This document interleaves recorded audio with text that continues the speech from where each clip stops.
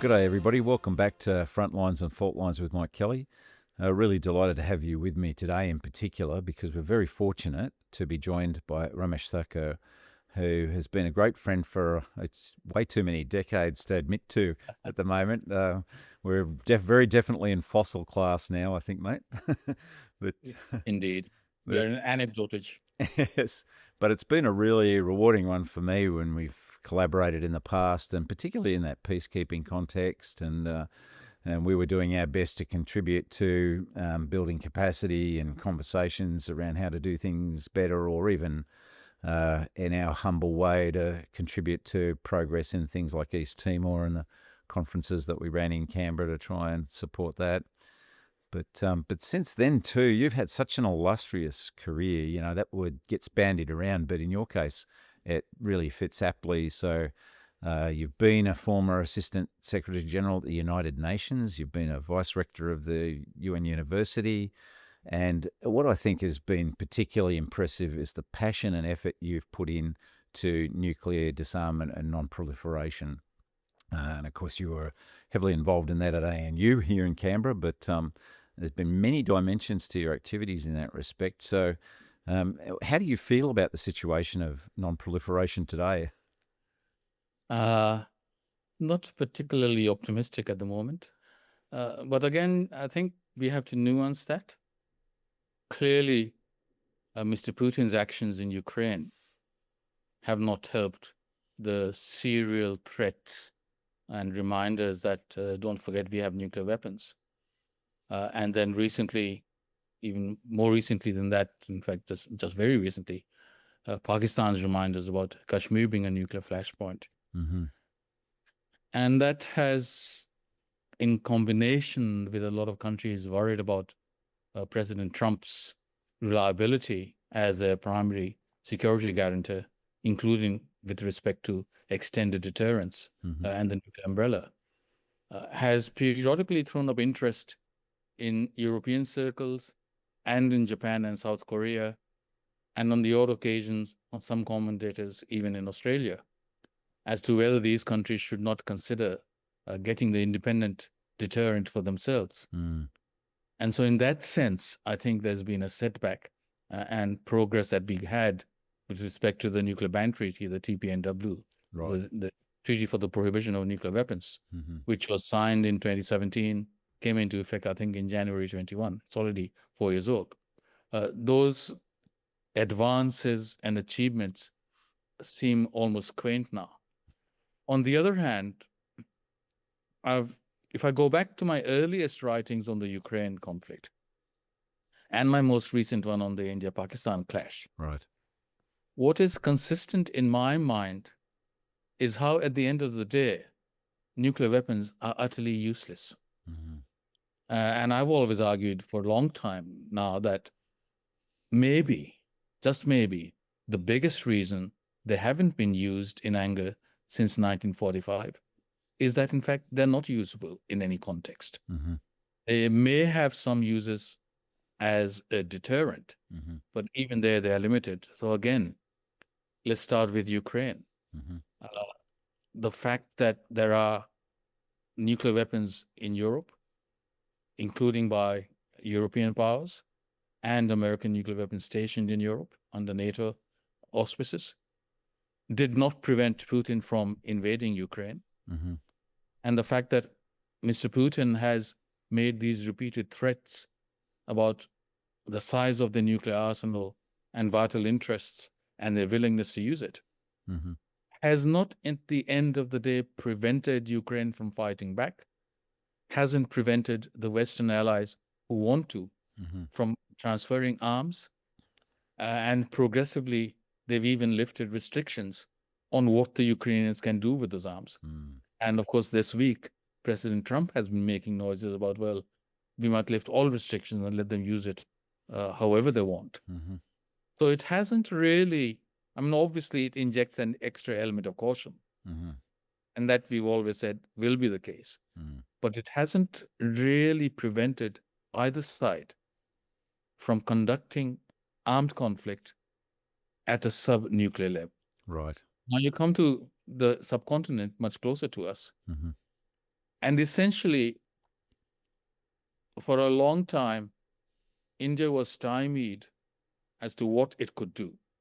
This is a dilemma that Israel, thankfully, hasn't faced, in that none of its neighbors has nuclear weapons. Right. And we believe Israel has, and we have good reasons to believe that. In the case of India, Pakistan, we know that Pakistan has it. And the other long border dispute India has with China, China has it. And we also know that China has been complicit in Pakistan acquiring nuclear weapons capability. So all that is there. But in many respects, I think India's dilemma was as much self-imposed and self-inflicted as caused by the nuclear reality. And finally, I think Mr. Modi, in his speech after the ceasefire, spelled it out and said, we are not going to let the reality of you having nuclear weapons allow you to engage effectively in nuclear blackmail. We have the capacity and we have the will. We do not seek war. We seek peace with you. But if you want to go down that path, we will hit back. Proportionate to the provocation. But if you then respond and widen it or intensify it, we will hit back again. So I think we must remember that in the first instance, India took a couple of weeks, and it was clear that India was going to respond. I don't think anyone doubted that, not even the Pakistanis. And then when India did hit back, it confined itself on the first night, if you remember, entirely to 9 terrorist sites.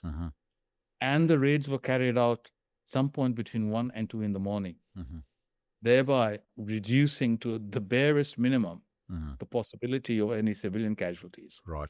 And then to top it off, the Indians officially said to Pakistan, our strikes were precise, non-escalatory, targeted. We do not seek to escalate. But if you respond, we keep our options open. And then when Pakistan responded, India demonstrated a capability that people had not realized India had acquired by now, both in its ability to defend itself against incoming missiles and drones, and in its capacity to effectively destroy Pakistan's air defense system and hit military facilities anywhere in Pakistan, including the heartland of Punjab, and also going far west in the Kirana Hills, where it is believed is a nuclear weapons storage site for Pakistan. But then again, India said, we don't want to go beyond this. We are still limiting it to military facilities and terrorist sites, not to civilian areas. Whereas, of course, the provocation initially was a terrorist attack on civilians, and not just civilians, but they identified the Hindus and killed Hindus. And they killed the males. And when there's one incident where a woman said, you've killed my husband, you might as well kill me. And the terrorist who had killed her husband said, no, I'm not going to kill you. I want you to go back and tell Mr. Modi what we have done. So funnily enough, in Hindi, the Indian 3-pronged policy is conveniently summarized in 3 S's. One is Shanti, which is, people know, the word for peace. But the other is Shakti, which is the word for strength. And the third word is Sindoor. And that's it's very Indian and very traditional Hindu Indian, in the sense that Sindoor is the red vermilion that the ladies put on the forehead and along the parting of their hair, and it denotes marital status. It's centuries-old tradition. It has a very deep emotional resonance, to the point where, if you think about it, you know, a Hollywood gangster might threaten, I'm going to leave your wife a widow, which is a death threat against the husband. The Bollywood gangster would say the same thing by saying, I'm going to rub the sindoor off your wife's forehead. So it is that deeper level. And Modi made a lot of, I don't know, I should go back and count in his address how many times he referenced the word sindoor. The other reason it caught on in Indian society and brought some degree of emotional closure to the widows was he referenced that with respect to the color of blood. You have wiped the sindoor from our women's foreheads. we will repay you by making your blood flow and it's the same color. So that is our threat and promise to you. Right.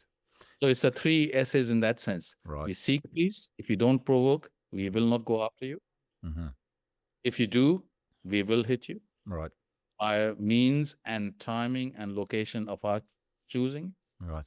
And let it be very clear, you no longer have any place in Pakistan where you can hide.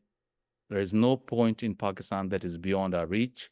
We have the capability, and from now on, we not only have the will, we make a promise, we will respond. Right. Yeah. And we are not going to be deterred by nuclear weapons. So at the end of the day, as I said, we are now seeing direct engagement between 2 nuclear-armed countries and neighbors. And Pakistan makes shouts about nuclear weapons. There was no suggestion that anyone in India at any point thought that was a realistic prospect. Yes. There was no sense of panic amongst the leadership. They didn't go into their bunkers. There was no sense of panic in the mainstream media, and there was no sense of panic amongst the population, as far as I can tell. They were worried about strikes coming in, but then felt reassured by the capacity of the Indian defense forces to neutralize the threats from the air. So I think there is that degree of confidence that we have now sent the message that nuclear weapons are essentially irrelevant. You're not going to be able to engage in sub-conventional proxy warfare through terrorists even. Right. So that's quite telling that nuclear weapons, as I said, when it came to it, are not in fact usable. And in this case, they failed even to deter rival nuclear power from taking action it felt necessary. Yeah, it's interesting to look at it in that context of deterrence and leverage on both sort of aspects of that problem. And I guess how Modi has responded is an echo of the Cuban Missile Crisis and Kennedy's deterrence statement, which was very forthright. At that time, they didn't think the nuclear things were already there, remember? Yes.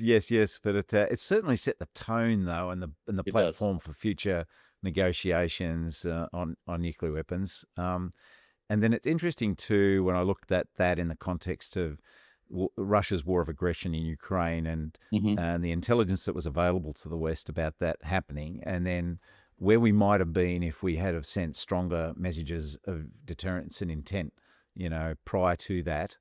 I don't think that would have made much difference. I think Ukraine, I have a different view from the dominant view. I think the mistake was made in expanding NATO too far east and discounting the repeated warnings from Russia. And not just directly from Russian spokesmen, but the best warning actually came from William Burns when he was ambassador, when he sent back that famous memo saying, this is a neuralgic feeling in Russia. It's not limited to hawks and doves. Everyone agrees that this is a red line. And we tend to forget the historical roots of invasion of Russia from Europe have gone through there. So, it looks defensive to us. But if you sit in the National Security Council of Russia or its equivalent, this continual ring of containment and surrounding the thing, I think we are too insensitive. And there was one brief moment where it looked as though we would incorporate Russia into a European security architecture. And President Clinton said that. And Yeltsin, it was, I think, as president, who said, that's brilliant. We sign on to that. We are very happy to hear that. But then just 6-7 months later, Clinton went back and said, sorry, no, it's going to be an exclusive alliance after all. And I think that was the point at which that was lost. And in this sense, I actually agree with the late George Kennan's analysis. I think we misplayed that. I think there was an element of hubris. And more importantly, there was an element of a generation of people with knowledge of the old Soviet Union and Russia were lost to American decision makers. Yeah, I agree 100%. I agree so much with that. It just struck me at the time too, instead of the response of, right, now we've achieved this new opportunity, it's an opportunity. So why don't you reach out, embrace, engage? And instead there was this degree of triumphalism. We won the Cold War and then, not finding those ways of incorporating Russia into the European sphere in a way that, disengaged the traditional mindsets. And also that was reflected too in how we engaged economically with Russia. People were providing these radical advices about the short, sharp shock transition, which only created the opportunities for the rise of oligarchs and the foundation for the weakness in the democracy. There was a very interesting comment made by Bill Clinton after he had left office. And he made it at a private gathering in California. It might even have been in a Hollywood context. And Gareth Evans, our former foreign minister, was present in the audience. And he mentioned this to me a long time ago, so I've been familiar with the story. But it's now possible to talk about it publicly because he wrote about it in one of his books, in one of his memoirs. And at that meeting, Clinton said, we had the opportunity at the end of the Cold War to try and maximize the gains as the only remaining superpower and unchallengeable superpower in the unipolar moment. Or we could have chosen to try to create a world in which we would be comfortable living when we are no longer top dog. And we didn't choose the second. And I think he was right in that. I think that's quite an elegant way of phrasing it. And that's what happened. So I don't think, I don't think sending a message of deterrence alongside a statement that membership of NATO is open to Ukraine would have helped. Oh, right. Yeah, there's a clear statement that you would like economic engagement of Ukraine. Yes. You'd like to integrate it into Europe. Yes. But membership of NATO is a step too far. Yes. We will recognize that there are legitimate security interests of Russia that we do not wish to violate. Yes. I think that would have been probably the maximum that they would have accepted. Yes. And that was feasible, I think. Yeah, very readily played into Russian paranoia about that encroach and not necessarily ill-founded. I mean, it does look like you're being ring-fenced in that context. Well, you mentioned Cuban Missile Crisis. Compare it to that. Yeah. What exactly is the difference? Cuba was a sovereign country. Soviet Union was a sovereign country. Cuba is a lot further from Washington than Kiev is from Moscow. Yes. And there is no way, regardless of what the countries concerned decided, there is no way that imagine a hypothetical situation where Quebec has seceded from Canada. Yes. And Chinese are helping them and they want to station Chinese missiles. There's no way. And I wouldn't object to America saying, no, this is a co-violation of our national security interest, and we are going to respond to that. Yeah. So I think you either conclude that Russia is in fact a defeated power and no longer a great power, and then behave like this. But if you're going to play a hardball, don't complain if you end up losing. Yes, and it's hard in the context of a Putin Russia, isn't it? I mean, it is. It's hard when you get this situation of a dictator who has such tight control. Then you're really trying to read the mindscape of just one person, like Xi Jinping in China. Well, I know, but that's where I don't think it is just one person. I don't see any Russian leader reacting differently. Maybe the language they use might be different, the details might be different, but it does cut across their core interests. And look, if China was to occupy Taiwan, that degrades our maritime security environment. And it will be much more difficult to defend our interests after that than to draw the security perimeter there. It's the British defense of British India rested on denying the control of reverse slopes of the Himalayan mountains to a potential adversary. India at independence rejected that premise and paid the price in 1962 and has never been able to regain that level of equality vis-a-vis China. And on the same point, just to go back to the Ukraine thing and link it to what Modi did in India, as you may or may not know, there's been a fair bit of domestic criticism of the ceasefire. Why did we agree to ceasefire if in fact we are on the point of humiliating them? And of course, the answer to that is precisely that. If you humiliate Pakistan, that is not the basis for a good, stable relationship. Yes, I was always very... If you defeated them, and the military knows whatever they might say in public, yes, they know we'd acted and we have this capacity now. That at least allows them to save face domestically. Yes.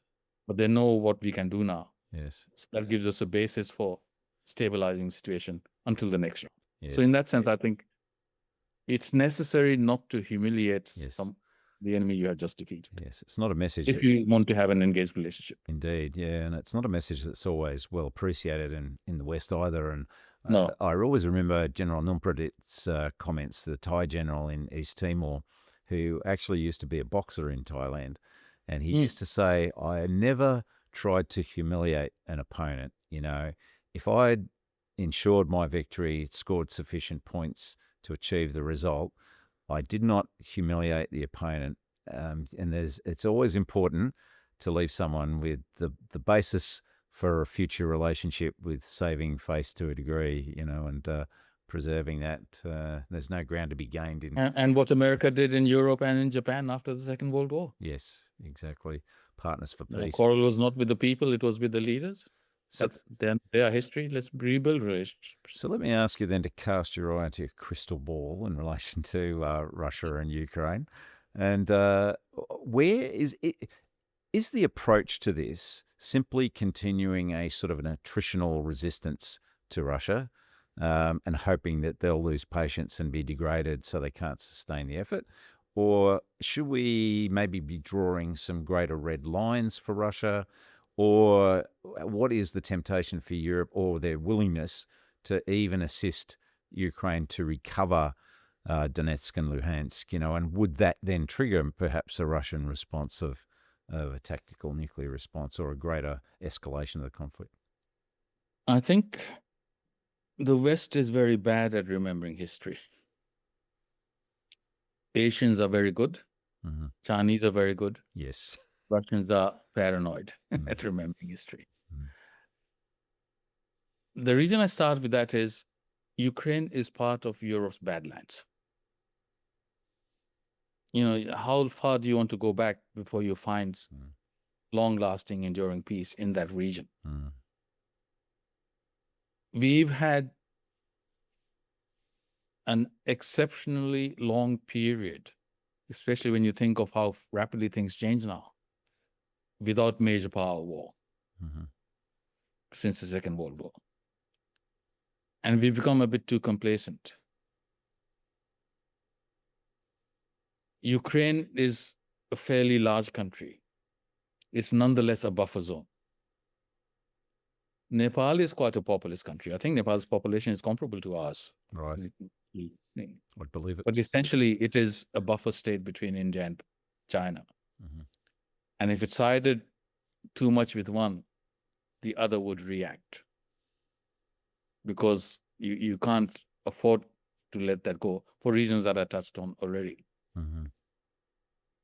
Now, that said, Crimea was always Russian. I mean, the West has no takers outside the West for the claim that Crimea is Ukrainian. I mean, there's a particular history to that. Khrushchev gave that to Ukraine at a time when no one thought Ukraine would emerge as an independent country. The Donetsk, also, you have a very heavily Russian-speaking and ethnic group that identifies with Russia. The Budapest Accords were not honored by either side, as far as I can tell. Or the Minsk Accords, if you look at the together, the Minsk Accords. If the Canadian federal government were to treat Quebec and French Canadians the way that Ukrainians have treated the Russian portions of their population, I, as a Canadian citizen, would be out there protesting at this denigration of an important demographic segment of Canadians. They were treating them as second-class citizens. So that was a mistake too. I think that is history. Given the blood that has been spilled, unless you can show me a realistic path for victory by Ukraine, or at the very least, a military stalemate on the battlefield, which I don't see, the main price will continue to be paid by Ukraine. I think a better option is to accept that as a new de facto frontier. You don't have to make it de jure. You don't have to accept that they are now part of the Russian motherland. But you bring an end to the fighting. You recover You give reconstruct, we give reconstruct, we meaning the West, give reconstruction help to Ukraine. In time, if we can, we integrate Russia into the European security architecture. And then economically, once they're integrated and they become middle-class people, the willingness to fight against a population's wishes to retain the territory diminishes. No, Quebec has had referendum. If they had decided to secede, I don't think the Canadians would have said we're going to war over it. No. Not like the American Civil War. Times are different in that sense. Yep. So effectively, war becomes less and less probable. And what matters more and more is openness versus closed borders and daily interaction. And borders in practice become meaningless. And that's the great lesson of the European Union as a project in terms of the historic enemies. Or alternatively, Ukraine is integrated into the West, prospers, becomes stable, and gradually becomes a consequential power, shall we say, even if it's a buffer state. And Russia continues to get impoverished even further and continues to lose population. The relative situation changes. So just because we accept that today, I don't think that makes that border permanent. There is nothing in history to suggest that that geographical border will remain frozen in time henceforth. Yes. It will shift, and the shifts always reflect the military realities between the competing powers. So I think if you take that longer term view, one way or the other, it will be better, I think, to accept that as a temporary partition, the way we did Germany. Right. Yes. And the way Korea is still divided. Yes. And look where South Korea is. If you had kept that war going, South Korea would be in a completely different position. Forget about North Korea. Yes. So I think that is a better option. Now, President Trump is not the most diplomatic of presidents. But the essence of what he's trying to do, I think, is correct. In that, there's no point in continuing with the slaughter. The biggest price is being paid by Ukrainians. It's been a long war. They're decimated. And the need to stop that bloodletting and begin the process of reconstruction. And I think that is, it's not necessarily one that they might welcome as a comment. But unless someone shows me a realistic pathway to where they can, if not achieve victory for themselves, even grind out of stalemate. If stalemate means the military lines will be frozen. Yep. You're not going to change it. You actually have to defeat Russia if you're going to reverse it. And I just don't see that happening. Yes. And don't forget, we criticize China for supporting Russia. But if you're a Chinese government, is your security situation improved or worsened if Russia is defeated in Ukraine? So it is in their self-interest to ensure that Russia is not defeated. Yes. And we shouldn't forget that either. Yes, very tight alignment between Iran, Russia, China, and North Korea at the moment. Well, Iran is expendable in this context. Yes. You can exact a cost from the West through Iran. But the defeat of Iran doesn't have the same big picture geopolitical degradation of China's security environment. If Russia is defeated, a markedly, not modestly, it's a markedly worse geopolitical environment for China's security. But why should China not support Russia? I mean, this capacity to try and see the world what it looks like from the point of view of our enemies and adversaries and potential enemies is absolutely necessary if you're going to have long-term stable relations. It doesn't mean you have to start praising what they do. No. And you just say, well, we have to live in a world. And yes, it has become quite a tight front that they've presented. But I like that the attractive idea of creating an economic nirvana in Ukraine that then you see those people in the provinces that are isolated voting with their feet like the East Germans did. Exactly. And see what happens from there. Yeah. Look, make it a more attractive part of Ukraine, and that will destroy the model as well as weaken them. Well, Ramesh, we break these programs up into 30-minute slices, so I'll call it a halt there. And thank our viewers for being with us for this week. And we'll look forward to continuing this conversation, and we'll broadcast that next week. But thank you for being with us, and we'll look forward to talking to you again with Ramesh and get some further comments from him about a range of issues that are so relevant to today, including more about Iran and more about the UN generally too. So we'll see you again next week. Cheers.